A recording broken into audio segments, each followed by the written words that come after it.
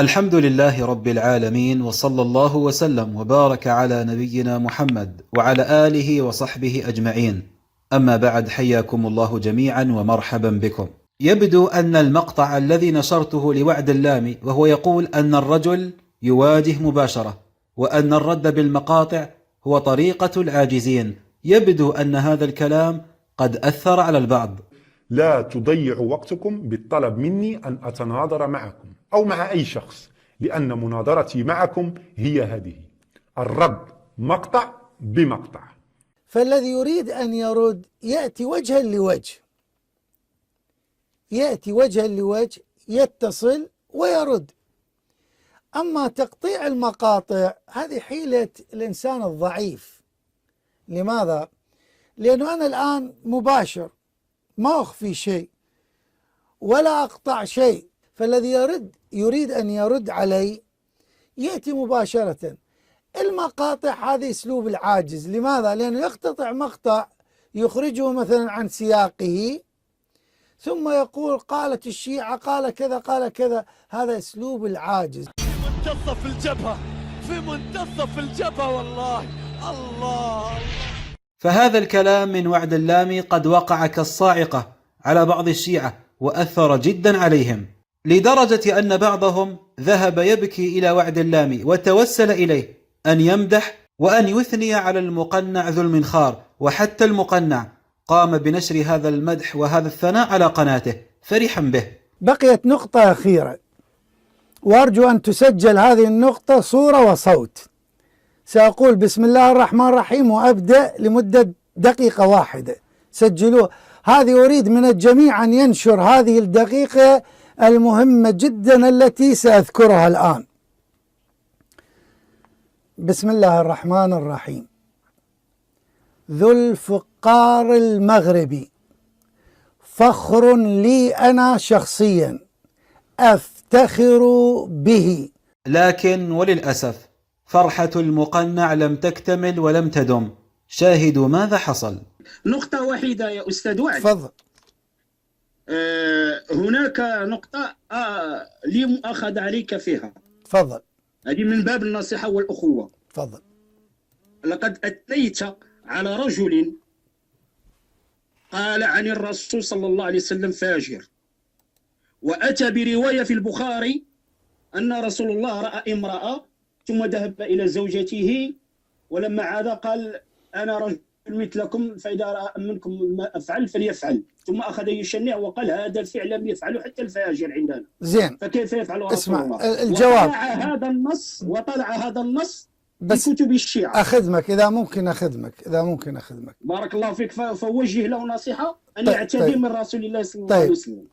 أكيد أنكم عرفتم من الذي يقصده هذا المتكلم، من الذي قال عن نبي الشيعة أنه رجل فاجر. أكيد عرفتموه.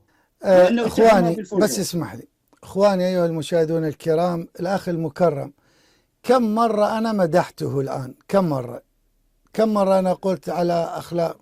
هل يلزم من مدحي للأخ المتصل الآن أو لأي إنسان أنني أتطابق معه في كل قول وفعل؟ يلزم هذا الأمر؟ نعم. جاوبني، يلزم أو لا يلزم؟ ما فهمت سؤالك أستاذ. هل يلزم أنني مدحتك الآن، مدحتك وقلت مؤدب وعلى أخلاق طيبة وعقيدتك تصرح بها، هل يلزم أنني طابقتك في كل شيء في كل قول وفعل لأنني مدحتك؟ لا يلزم. إذن هذا هو الجواب. يا وعد اللامي، كلامك يصلح لو قلنا أن وعد اللامي يقول عن نبي الشيعة أنه فاجر لأنه أثنى على المقنع الذي قال هذا الكلام، هنا يصح كلامك. لكن السؤال الذي طرح عليك كيف تثني على رجل يقول عن نبي الشيعة أنه فاجر؟ فلم نقل أنت توافقه في كلامه، نقول ما موقفك منه، ولماذا تثني عليه ولماذا تمدحه وهو يقول عن نبيك أنه فاجر؟ ولكن قال كلمة خطيرة. أنا ما أعرف ماذا قال، ولكن أنا لا أذكر لك من هذا الشخص، لا أذكر لك من هذا الشخص. ربما الإخوة الشيعة في التعليقات يذكروا لك من هذا الشخص. على أي حال أنا أستاذ، أنا عندما أمدح إنسان فأمدح لما يظهر لي، أما ما لا يظهر لي لا أستطيع الكلام عنه. زين. متأكد يا وعد اللامي لم تسمع ما قال المقنع عن نبيك وعن وصفه بأنه فاجر وأنت متابع جيد لقناتي؟ معقول هذا الكلام؟ طيب لنفترض أنك صادق، تابع معي هذا المقطع. ما شاء الله ما شاء الله.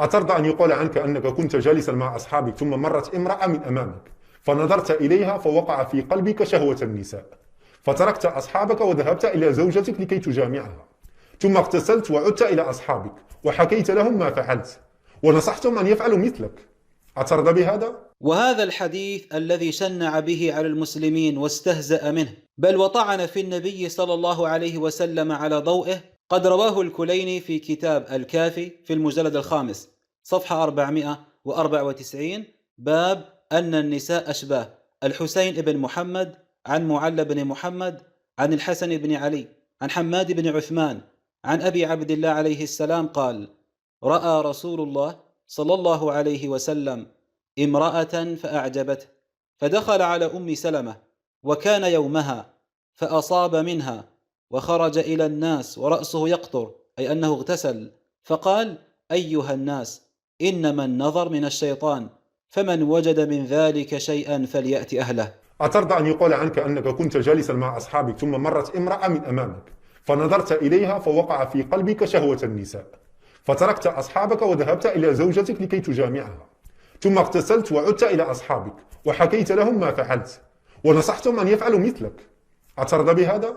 إذن فهذا الحديث الذي أنكره المقنع موجود في أصح كتب القوم في كتاب روضة المتقين في الجزء الثامن صفحة 345، ولهذا ورد أنه إذا رأى امرأة فليأت أهله لئلا يؤدي إلى الزنا، كما رواه الكليني في القوي كالصحيح عن أبي عبد الله عليه السلام قال: رأى رسول الله صلى الله عليه وسلم امرأة فأعجبته فدخل إلى أم سلمة وكان يومها فأصاب منها وخرج إلى الناس ورأسه يقطر فقال: أيها الناس إنما النظر من الشيطان فمن وجد من ذلك شيئا فليأت أهله. يقول المجلس معلقا: واعلم أنه كان ذلك للتعليم، وإلا فذاته صلى الله عليه وسلم أقدس من هذا وليس للشيطان عليهم سبيل. فالحديث بعد أن حكم عليه محمد تقي المجلس بأنه صحيح قال أنه من باب التعليم، وهذا أيضا ما قرره المجلس الابن في كتابه بحار الأنوار في المجلد السادس عشر صفحة 259، فإنه قد أورد رواية الكافي ثم يعلق عليها قائلا: بيان لعله صلى الله عليه وسلم إنما فعل ذلك وأظهر لتعليم غيره. لنستمع الآن إلى تعليق المقنع وعن رأيه في كلام المجلسيين أن هذا الحديث من باب التعليم. ما شاء الله. قد يقول قائل: وما العيب في ذلك؟ فرسول الله يعلم الأمة. تبا لكم، أتسقط كرامة وحياء رسول الله من أجل أن يعلم الأمة؟ ألا توجد طرق أخرى للتعليم بدل هذه الطريقة التي لا يرضى أن يفعلها حتى الرجل الفاجر؟ فها قد تبين لك بالصوت والصورة المقنع يقول عن نبي الشيعة أنه فاجر بناء على رواية جاءت في كتاب الكافي، وقال عنها علماء الشيعة أنها من باب التعليم. فهل تبقى الآن على مدحك وثنائك عليه وأنك تفتخر بالمقنع يا وعد اللامي؟ هل تفتخر بشخص يقول عن نبيك أنه فاجر؟ نعم، ربما أنت لا تعلم ما هذا الكلام اللي قاله، وربما إذا علمته وجب عليك أن توجه له نصيحة. إذا علمت أنه قال هذا الكلام ولم يعتذر وجب عليك أستاذ وعد اللامي أن توجه له نصيحة، لأن هذه جنة أو نار. طيب هو هذا الرجل أنت وأنا مسؤول عن هذا. يا أيها السائل، تريد من وعد اللامي أن ينتصر لنبي الشيعة ضد المقنع؟ صدقني هذا الأمر لن يحصل أبدا، والأيام بيننا. هذا الرجل اللي أنت تتفضل عنه كان يقرأ من كتب ولا هو من نفسه؟ لا، هو أخذ صحيح البخاري، الرواية في صحيح البخاري. إذن شو دخل الرجل إذا كان يقرأ لكم من الكتب؟ هي نفس هذه الرواية موجودة في كتب الشيعة، نفس هذه الرواية. لا اتركنا أنه موجودة في كتب. لا اسمح لي، هذه كتب الشيعة الآن الشيعة ما موجودين، هب أن الشيعة غير متواجدين الآن. هو يقرأ لك من كتابك، فأن تنسب القول إليه هذا ظلم، لأنه قرأ من كتابك. بالله عليكم، هل هذا منطق؟ تشنعون على المسلمين بحديث ثم إذا استخرجناه من كتبكم قلتم لا علاقة لكم بالشيعة وافرضوا أن الشيعة غير موجودين؟ بالله عليكم هذا منطق؟ فإذا كان البخاري بحسب زعمكم أساء للنبي صلى الله عليه وسلم، فكذلك الكليني قد أساء إلى النبي صلى الله عليه وسلم. فهو عندما قرأ سألته قرأ من كتبك، فينبغي أن لا تقول إساءة، وإلا الإساءة يعني من البخاري لأنه قرأ من البخاري. على حال نعود إلى الموضوع. يقول وعد الإساءة من البخاري، ونفس الحديث في كتاب الكافي للكليني، لكن الكليني قدس سره لم يسئ للنبي صلى الله عليه وسلم. شايفين هذا اللف وهذا اللعب والدوران؟ فالسؤال يا وعد اللامي، ما موقفك من المقنع الذي أثنيت عليه وهو يقول عن نبي الشيعة أنه رجل فاجر قليل الحياء والكرامة بناء على حديث رواه الكليني في كتاب الكافي، والحديث صححه المجلس الأب وقال أنه من باب التعليم، وكذلك قال ابنه محمد باقر أن الحديث من باب التعليم. فهل ستنتصر يا وعد لنبيك الذي أساء إليه هذا المقنع إساءة بالغة ووصفه بهذه الأوصاف القبيحة؟